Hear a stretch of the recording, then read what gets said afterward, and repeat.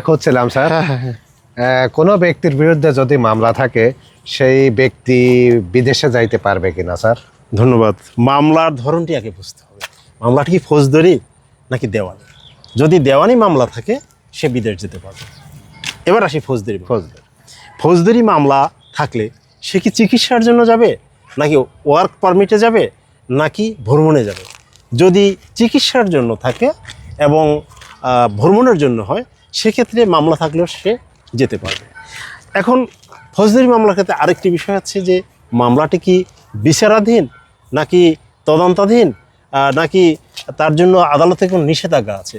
যদি আদালত থেকে কোনো নিষেধাজ্ঞাই থাকে সেক্ষেত্রে কিন্তু তিনি বিদেশ যেতে পারবেন না।